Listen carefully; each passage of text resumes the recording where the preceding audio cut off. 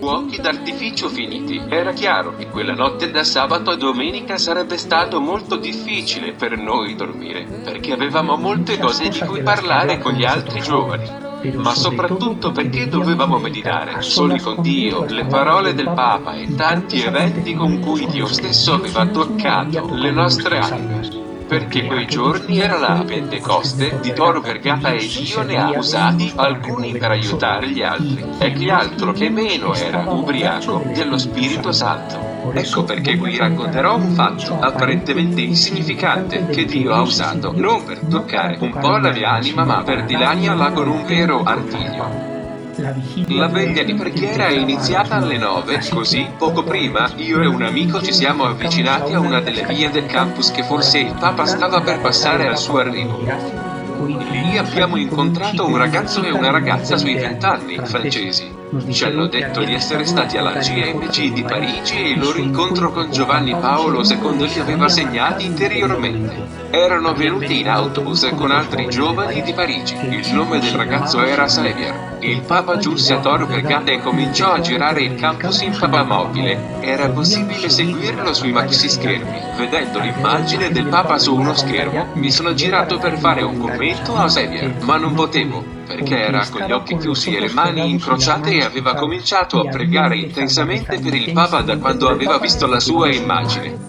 Il mio cuore ha perso un battito quando ho visto la sua reazione, quando questo ragazzo ha amato Giovanni Paolo II. Sì, quel ragazzo allegro ed entusiasta mi aveva inavvertitamente insegnato una lezione che non avrei mai dimenticato. Il ricordo di Xavier che prega non sarebbe mai stato cancellato dalla mia memoria. Ingenuamente perché eravamo una folla speravo di rivederlo in quel settore del campus al termine della veglia di preghiera, quindi non ho chiesto nessuna informazione. Che grave errore.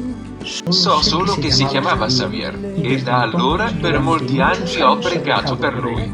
Quando lo ricordo lo chiamo Xavier Thuram, perché indossava la maglia del giocatore francese che poco prima aveva vinto l'Europeo con la sua squadra. Il fatto è che Xavier non sa quanto mi abbia aiutato, quanto Dio mi ha aiutato attraverso di lui in quel breve incontro e non ho mai potuto ringraziarlo.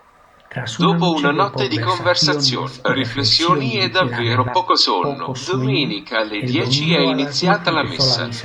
Durante l'omelia il Papa ci ha invitato ad avere un incontro personale con Cristo nell'Eucaristia. Questa è la stupenda verità, carissimi amici. Stupenda verità. Il Verbo che si è fatto carne 2000 anni fa è presente oggi nell'Eucaristia. L'Eucaristia è il sacramento della presenza di Cristo che si dona a noi perché ci ama. Egli ama ciascuno di noi. Ci ama, ha proseguito il Papa, quando riempie di freschezza le giornate della nostra esistenza e anche quando, nell'ora del dolore, permette che la prova si abbatta su di noi. Anche attraverso le prove più dure, infatti, Egli ci fa sentire la sua voce. Sì, cari amici, Cristo ci ama e ci ama sempre. Ci ama anche quando lo deludiamo, quando non corrispondiamo alle sue attese nei nostri confronti. Egli non ci chiude mai le braccia della sua misericordia.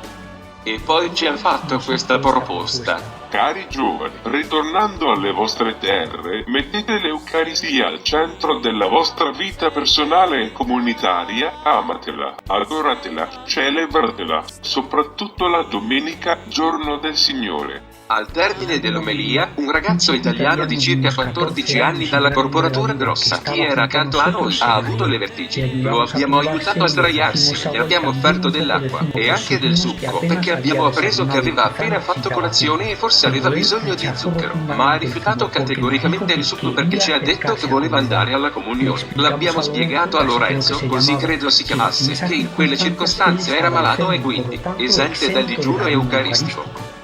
Quindi, senza discutere, lo prese subito. dandoci inavvertitamente una grande lezione di semplicità a quelli di noi che erano più grandi. Messa finita, e i 2 milioni di giovani hanno cominciato a lasciare lentamente il campus universitario. Camminavo esausto e sudato, ma immensamente felice, come in una nuvola. E, ancora una volta, tra la folla, ho perso i contatti con quelli del mio gruppo. Camminando mezzo zombie, mi sono fermato davanti a una fontana. La gente riempiva le bottiglie vuote da bere, ma non avevo, e non poteva raggiungere il rubinetto né con la bocca né con entrambe le mani. Poi una ragazza che ha capito riempì la sua bottiglia e me la porse da bere. L'ho fatto, e dovevo continuare ad aspettare per riempirlo di nuovo. Grato, ho risposto, merci, non perché fosse francese, perché non mi aveva detto una parola, ma perché la mia ultima conversazione era stata in francese.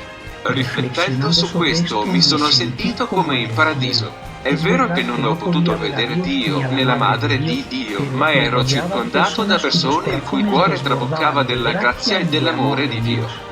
Persone sconosciute, che amava, e dal quale mi sono sentito amato, proprio come in paradiso. Si calcola che a Roma in quei giorni ci fossero 1 milione di confessioni. Migliaia di sacerdoti non hanno smesso di lavorare, soprattutto al Circo Massimo, e più di 5.000 giovani vi hanno manifestato pubblicamente il loro proposito di donarsi a Dio come sacerdoti o religiosi.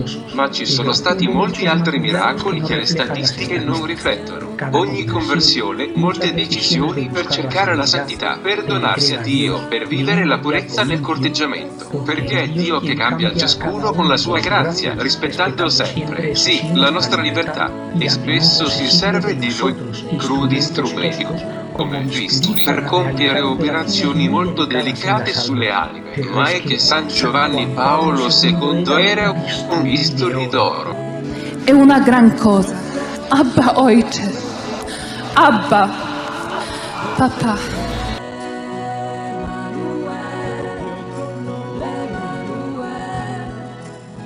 Riflettendo sulla missione apostolica affidataci dal Papa, potremmo avere le vertigini. Ma subito tornarono alla memoria le parole che il Papa ci aveva detto. È difficile credere in un mondo così? Nel 2000 è difficile credere? Sì, è difficile, ma con l'aiuto della grazia è possibile. Ecco perché quando durante il viaggio di ritorno in Spagna un amico mi ha detto ora è tutto finito, ho subito risposto no, questo è appena cominciato. È l'inizio di una grande rivoluzione, una rivoluzione cristiana. Tornato in Spagna, ho fatto quello che potevo entro i miei limitazioni. Per mesi sono rimasto con amici e conoscenti per spiegare il messaggio del Papa e dare loro i testi di tutto quello che ci aveva detto in quei giorni. Ne feci più di 100 copie. In tutte quelle conversazioni, mentre parlavo, la mia anima iniziò a bruciare e i miei amici me lo fecero notare. Alla fine del corso ho preparato un riassunto dei testi a lungo meditati per i miei studenti più piccoli e durante l'estate e l'anno successivo continuai a parlare dando copie ora dei riassunti a molte persone. Non che fossi impazzito, beh, un po' sì. È che nessuno di noi che eravamo stati a Tor Vergata poteva rimanere ignaro della missione che il Papa ci aveva affidato. È che poco prima di partire ci ricordava, parafrasando Santa Caterina da Siena: se sarete quello che dovete essere, metterete fuoco in tutto il mondo. Così il fuoco interiore che si accendeva allora nell'anima non può più spegnersi.